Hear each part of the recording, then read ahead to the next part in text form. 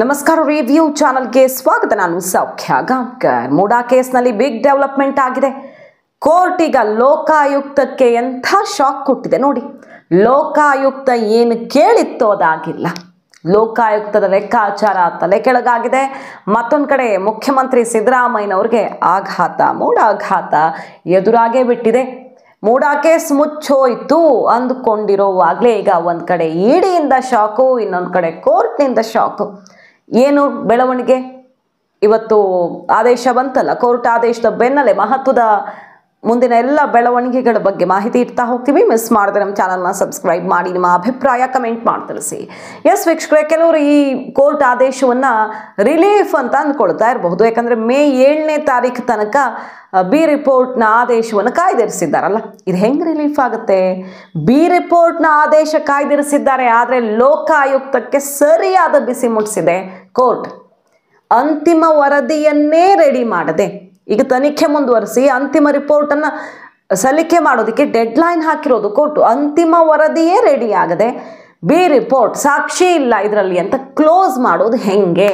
Logic ಇದೆಯಾ ಅನ್ನೋ ರೀತಿ ಆಯಿತು. ಈಗ ಚಾಟಿ ಏಟ್ ಕೊಟ್ಟಂಗಾಯ್ತು ಅನ್ನುವ ಒಂದು ಸಮಾಧಾನಕರ ಮಾತುಗಳೀಗ ದೂರುದಾರರ ಬಾಯಲ್ಲೂ ಬರ್ತಾ ಇದೆ. ಸ್ನೇಹಮಯಿ ಕೃಷ್ಣ ಹೇಳ್ತಿರೋದು ಅದನ್ನೇ. ರಾಜ್ಯದ ಜನಕ್ಕೆ ನೋಡಿ ಕೊನೆಗೂ ಸತ್ಯ ಗೊತ್ತಾಯಿತು. ತನಿಖೆಯನ್ನೇ ಪೂರ್ಣಗೊಳಿಸದೆ ಅಧಿಕಾರಿಗಳು ವರದಿಯನ್ನು ಸಲ್ಲಿಕೆ ಮಾಡಿದ್ರು. ಬಿ ರಿಪೋರ್ಟ್ ಅದು ಕೂಡ ಏನು ಸಾಕ್ಷಿ ಇಲ್ಲ ಅಂತ ಸಲ್ಲಿಕೆ ಮಾಡ್ತಾರೆ. CM ಮತ್ತು ಕುಟುಂಬ ಉಳಿಸೋದಕ್ಕೆ IPS ಅಧಿಕಾರಿಗಳು ಏನೇನೆಲ್ಲ ಮಾಡಿದ್ದಾರೆ ಅಂದರೆ, ಪಾಪ ಅಂತಿಮ ವರದಿ ಅಂದರೆ IPS ಅಧಿಕಾರಿಗಳಿಗೆ ಏನು ಅಂತ ಗೊತ್ತಿಲ್ಲ, ಅಪರಾಧ ಅಂದ್ರೂ ಏನು ಅಂತ ಗೊತ್ತಿಲ್ಲ, ಅವ್ರಿಗೆ ಸಾಕ್ಷಿ ಅಂದ್ರೂ ಏನು ಅಂತ ಗೊತ್ತಿಲ್ಲ. ಬರಲಿ ನಮ್ಮ ಹತ್ರ ಎಲ್ಲ ಪಾಠ ಮಾಡ್ತೀವಿ ಅಂತ ಕುಹಕ ಆಡಿದ್ದಾರೆ ಸ್ನೇಹಮಯಿ ಕೃಷ್ಣ. ಯಾಕಂದರೆ ಅವರ ನಡವಳಿಕೆ ಹೇಗಿದೆ ಅನ್ನೋದನ್ನು ಕೋರ್ಟ್ ಬಹಳ ಆಳವಾಗಿ ಗಮನಿಸಿ ಚಾಟಿ ಏಟ್ ಕೊಟ್ಟಿದೆ. ನಿನ್ನೆ ನಾವು ಎಕ್ಸ್ಕ್ಲೂಸಿವ್ ಆಗಿ ರಿಪೋರ್ಟ್ ನಿಮ್ಮ ಮುಂದೆ ಇಟ್ಟಿದ್ವಿ. ವಾದ ಪ್ರತಿವಾದದ ಸಮಯದಲ್ಲಿ ಲೋಕಾಯುಕ್ತಕ್ಕೆ ಯಾವ ರೀತಿ ಕೋರ್ಟ್ನ ಪ್ರಶ್ನೆ ಕಸಿವಿಸಿಗೆ ಕಾರಣ ಆಯಿತು, ಯಾವ ರೀತಿ ಶಾಕ್ ಕೊಡ್ತು ಆ ಪ್ರಶ್ನೆ ಅಂತ.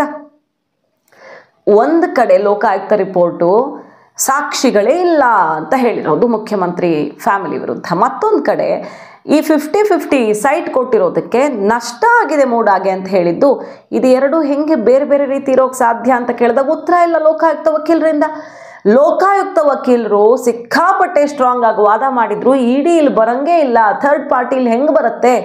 ದೂರುದಾರ ಸ್ನೇಹಮಯಿ ಕೃಷ್ಣ ಇದ್ದಾರೆ, ನಾವಿದ್ದೀವಿ, ಇನ್ಯಾಕೆ ಇಡಿ ಬರುತ್ತೆ ಅಂತ ವಾದ ಮಾಡಿದ್ರು ಲೋಕಾಯುಕ್ತ ವಕೀಲರು. ಆದರೆ ಕೋರ್ಟ್ ಲೋಕಾಯುಕ್ತಕ್ಕೆ ಶಾಕ್ ಕೊಟ್ಟಿದೆ.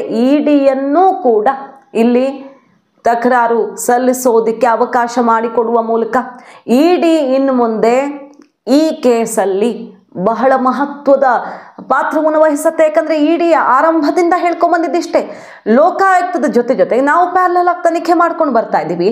ನಮಗೆ ಸಿಕ್ಕಿರುವ ಸಾಕ್ಷಿಗಳನ್ನು ಲೋಕಾಯುಕ್ತಕ್ಕೆ ನಾವು ಹಸ್ತಾಂತರಿಸಿದ್ದೀವಿ. 6 ಪತ್ರ ಏನೋ ಬರೆದಿದೆ ಇಡಿ.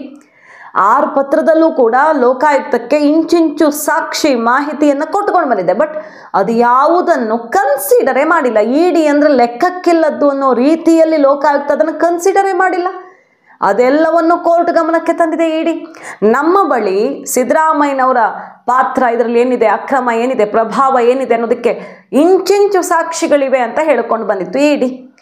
ಯಾವ ರೀತಿ ತಪ್ಪುಗಳಾಗಿವೆ, ನಟೇಶ್ ಮೂಡಾಯುಕ್ತರಾಗಿದ್ದ ನಟೇಶ್ ಯಾವ ರೀತಿ ವೈಯಕ್ತಿಕ ಆಸಕ್ತಿಯನ್ನು ವಹಿಸಿ ಸೈಟ್ಗಳನ್ನು ಕೊಟ್ಟಿದ್ದಾರೆ, ಅಲ್ಲಿ ಸಹಿ ನಕಲಾಗಿದ್ದಿರಬಹುದು, ವೈಟ್ನರ್ ಹಾಕಿದ್ದಿರಬಹುದು, ಅದರ ಮೂಲ ಪ್ರತಿ ಇರಬಹುದು, ಭೂಸ್ವಾಧೀನ ಕೈಬಿಟ್ಟ ವಿಚಾರ ಇರಬಹುದು, ಬರೆದಂಥ ಪತ್ರ ಇರಬಹುದು, ಇನ್ನೊಬ್ಬರು ಸಿದ್ದರಾಮಯ್ಯನವರ ಖಾಸಗಿ ಆಪ್ತ ಸಹಾಯಕ ಸಿದ್ದರಾಮಯ್ಯನವ್ರ ಪತ್ನಿ ಬರೆದಿರೋ ಪತ್ರಕ್ಕೆ ಸಹಿ ಹಾಕ್ತಾರೆ. ಪತ್ನಿ ಸಹಿ ಹಾಕಬೇಕಾಗಿದ್ದಲ್ಲ, ಆಪ್ತ ಸಹಾಯಕ ಸಹಿ ಹಾಕಿದ್ರು ಪಾಸ್ ಆಗುತ್ತೆ ಆ ಲೆಟರು. ವಿಶೇಷ ತಹಶೀಲ್ದಾರು ಶುಲ್ಕ ಕಟ್ತಾರೆ, ಪತ್ನಿ ಕಟ್ಟಬೇಕಾಗಿದ್ದು ಮುದ್ರಾಂಕ ಶುಲ್ಕ ವಿಶೇಷ ತಹಶೀಲ್ದಾರ್ ಕಟ್ತಾರೆ. ಇಂಥದ್ದೆಲ್ಲ ವಿಚಾರಗಳು ಇಡಿ ತನಿಖೆಯಲ್ಲಿ ಬಯಲಾಗಿತ್ತು ಅನ್ನೋದನ್ನು ಇಡಿನೇ ಓಪನ್ ಮಾಡಿತ್ತು. ದೂರುದಾರರು ಕೆಲವು ಅಂಶಗಳನ್ನು ಪ್ರಮುಖವಾಗಿ ಎತ್ತಿ ಹಿಡಿದಿದ್ರು. ಹಾಗೆ ಮಲ್ಲಿಕಾರ್ಜುನ ಸ್ವಾಮಿ ಸಹಿ ಅಲ್ಲಿ ಕೊಟ್ಟವರು ಒಬ್ಬರು, ಅರ್ಜಿನ ಸಹಿ ಹಾಕಿದವರು ಒಬ್ಬರು, ಯಾರದ್ದೋ ಹೆಸರಲ್ಲಿ ಇನ್ಯಾರೋ ಪತ್ರ ಬರೆದಿದ್ದು, ಪ್ರತಿಯೊಂದು ಕೂಡ ಬಯಲಾಗಿತ್ತು ದೂರುದಾರರ ಮೂಲಕ. ಇಡಿ ಕೊಟ್ಟಂಥ ಮಾಹಿತಿ ಮೂಲಕ ಇದೆಲ್ಲವನ್ನು ಕೋರ್ಟಲ್ಲಿ ಈಗ ವಾದ ಮಾಡೋದಕ್ಕೆ ಇಡಿಗೆ ಅವಕಾಶ ಸಿಕ್ಕಿದೆ. ಇಡಿ ಅಧಿಕೃತವಾಗಿ ಎಂಟ್ರಿ ಕೊಟ್ಟಿದೆ. ಇಡಿ ಹೆಂಗ್ ಬಂತು, ಇಡಿ ಬರೋಂಗಿಲ್ಲ ಅಂತ ಸಿದ್ದರಾಮಯ್ಯನವರಿಂದ ಹಿಡಿದು ಅವ್ರ ಪರ ವಕೀಲರಿಂದ ಹಿಡಿದು ಎಲ್ಲರೂ ವಾದ ಮಾಡ್ಕೊಂಡು ಬರ್ತಾ ಇದ್ರಲ್ವ, ಇಡಿ PMLA ಇಲ್ಲಿ ಎಲ್ಲಿಂದ ಬರುತ್ತೆ ಅಂತ. ಈಗ ಕೋರ್ಟೇ ಇಡಿಗೆ ಅಧಿಕೃತವಾಗಿ ಎಂಟ್ರಿ ಕೊಟ್ಟಿದೆ. ಒಂದು ಕಡೆ ವಿಭಾಗೀಯ ಪೀಠಕ್ಕೆ ಹೋಗಿ, ಹೈಕೋರ್ಟ್ಗೆ ಹೋಗಿ ಈ ಮೂಡ ಆಯುಕ್ತ ನಟೇಶ್ ವಿಚಾರದಲ್ಲಿ ಬಲವನ್ನು ಪಡ್ಕೊಂಡಿದೆ ಇಡಿ. ಇಲ್ಲಿ ಜನಪ್ರತಿನಿಧಿಗಳ ನ್ಯಾಯಾಲಯದಲ್ಲಿ ಬಿ ರಿಪೋರ್ಟ್ ತಪ್ಪು ಅಂತ ಸಾಬೀತು ಮಾಡುವಲ್ಲಿ ಇಡಿಗೆ ಅಧಿಕೃತ ಎಂಟ್ರಿ ಸಿಕ್ಕಿದೆ ಈಗ. ಸೊ ಇವತ್ತಿನ ಬೆಳವಣಿಗೆ ಸಿದ್ದರಾಮಯ್ಯನವ್ರಿಗೆ ಮೂಡಾಘಾತವೇ ಇದು. ತನಿಖೆ ಮುಂದುವರಿಸಿ ಅಂತ ಲೋಕಾಯುಕ್ತಕ್ಕೆ ಹೇಳಿದ್ದು, ಅವರು ಅಂತಿಮ ವರದಿಯನ್ನು ಕೊಡಬೇಕಾಗಿದೆ. ಇಲ್ಲಿಗೆ ಕ್ಲೋಸ್, ಏನೂ ಇಲ್ಲ ಅಂತ ಕೈ ತೊಳ್ಕೊಳ್ಳೋಂಗಿಲ್ಲ. ಲೋಕಾಯುಕ್ತ ವಾದ ಮಾಡಿದಂತೆ ಇಡಿ ಇದಕ್ಕೆ ಬರೋ ಹಾಗಿಲ್ಲ ಅನ್ನೋ ವಾದವನ್ನು ಪುರಸ್ಕರಿಸಿಲ್ಲ ಕೋರ್ಟ್, ಅವ್ರಿಗೆ ಅವಕಾಶವನ್ನು ಮಾಡಿಕೊಟ್ಟಿದೆ. ಹಾಗಾಗಿ ಸಿದ್ದರಾಮಯ್ಯನವ್ರಿಗಿದು ಮೂಡಾಘಾತವೇ. ಓಕೆ, ಅದೇ ಕಾಲಂ 14ರಲ್ಲಿ ಒಂದರಿಂದ ಆರೋಪಗಳಿಗೆ ಸಂಬಂಧಪಟ್ಟ ಆರೋಪ ಸಾಬೀತುಪಡಿಸುವಂತ ಸಾಕ್ಷ್ಯಾಧಾರ ಇಲ್ಲ ಅಂತ ಹೇಳ್ತಾರೆ. ಓಕೆ, ಆದ್ರೆ 17ನೇ ಕಾಲಂನಲ್ಲಿ ಎರಡನೇ ಪಾರ್ವತಿ ಸೇರಿದಂತೆ ಇತರೆ ಆರೋಪಿಗಳಿಗೆ ಏನು 50-50 ಅನ್ನೋ ಪದದಲ್ಲಿ ಅಕ್ರಮವಾಗಿ ನಿವೇಶನ ಕೊಟ್ಟಿದ್ದಾರೆ. ಇದರಿಂದ ಮೂಡಾಗೆ ಆರ್ಥಿಕ ನಷ್ಟ ಆಗಿದೆ ಅಂತ ಹೇಳ್ತಾರೆ. ಓಕೆ,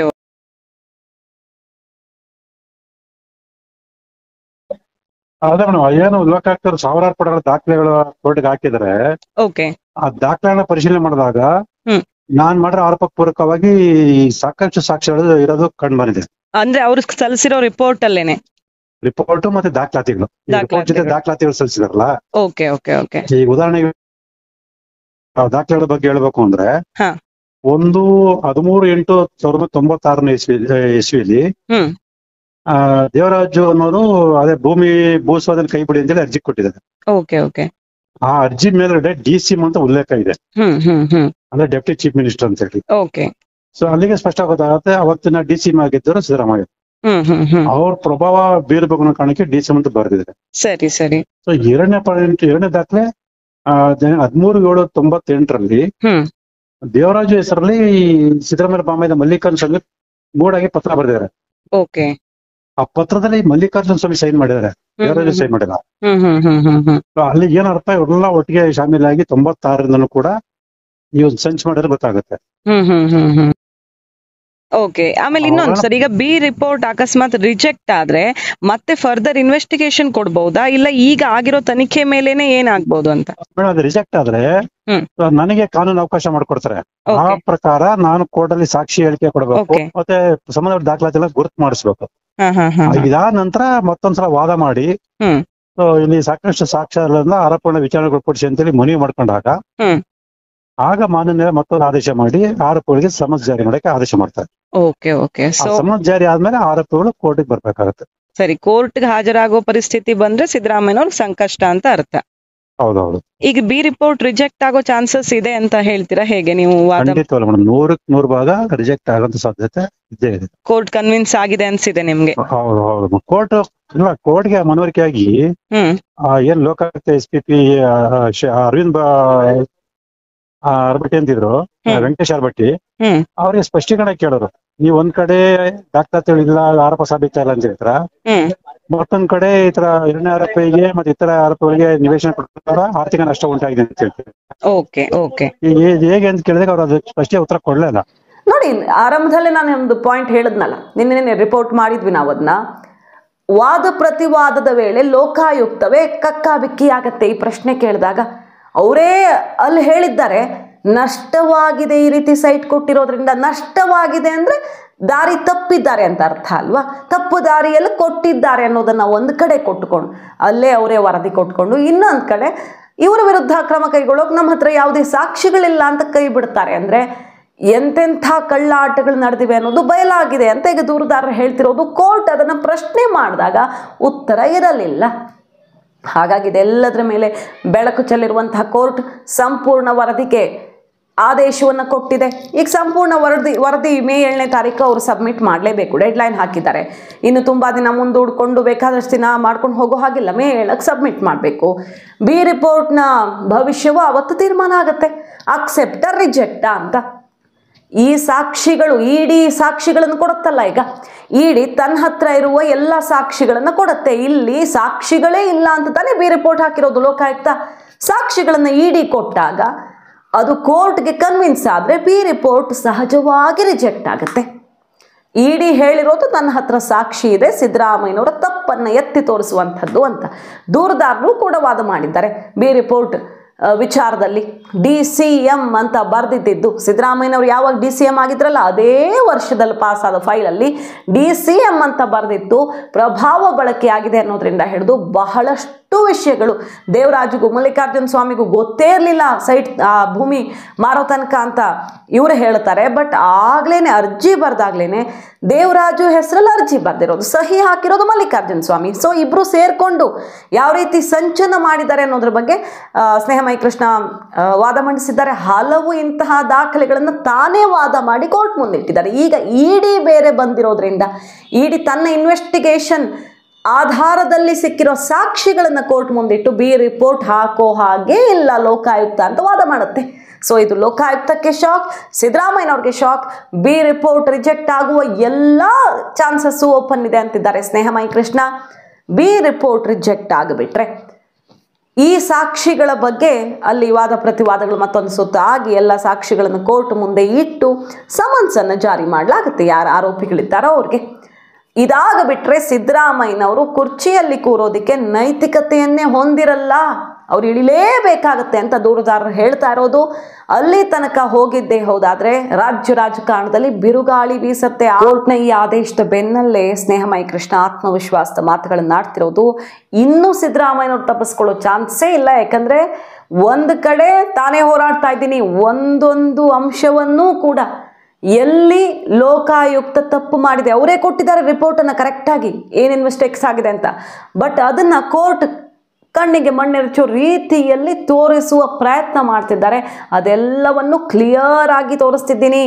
ಮತ್ತೊಂದು ಕಡೆ ಇಡಿ ಎಂಟ್ರಿ ಅಧಿಕೃತವಾಗಿರೋದ್ರಿಂದ ಇಡಿ ಈಗಾಗಲೇ ಸಿದ್ದರಾಮಯ್ಯನವರ ಅಕ್ರಮ ಪ್ರಭಾವ ಎಲ್ಲವನ್ನೂ ಕೂಡ ಖಚಿತಪಡಿಸುವಲ್ಲಿ ಸಾಕ್ಷಿಗಳನ್ನು ಕೋರ್ಟ್ ಮುಂದೆ ಇಡ್ತಿದೆ. ಮತ್ತು ಲೋಕಾಯುಕ್ತ ಕೂಡ ಇಲ್ಲಿ ಅಕ್ರಮ ಹಣ ವರ್ಗಾವಣೆ ಆಗಿರೋದನ್ನ ಒಪ್ಪಿಕೊಂಡಿರುವ ಅಂಶವನ್ನು ಉಲ್ಲೇಖಿಸಿದೆ. ಇದೆಲ್ಲವೂ ಸಂಕಷ್ಟ ಆಗುತ್ತೆ. ಸಿದ್ದರಾಮಯ್ಯನವ್ರು ಲಾಕ್ ಆಗೋದು ಫಿಕ್ಸ್ ಅನ್ನುವ ಆತ್ಮವಿಶ್ವಾಸದ ಮಾತುಗಳನ್ನು ಆಡ್ತಿದ್ದಾರೆ. ಅಂಥದ್ದೊಂದು ಬಿಗ್ ಡೆವಲಪ್ಮೆಂಟ್ ಈಗ ಸಂಚಲನ ಸೃಷ್ಟಿ ಮಾಡ್ತಾ ಇದೆ. ಮಾಹಿತಿ ನಿಮ್ಗೆ ಇಷ್ಟ ಆಗಿದ್ರೆ ಮಿಸ್ ಮಾಡಿದ್ರೆ ನಮ್ಮ ಚಾನಲ್ನ ಸಬ್ಸ್ಕ್ರೈಬ್ ಮಾಡಿ, ನಿಮ್ಮ ಅಭಿಪ್ರಾಯ ಕಮೆಂಟ್ ಮಾಡಿ ತಿಳಿಸಿ. Thank you.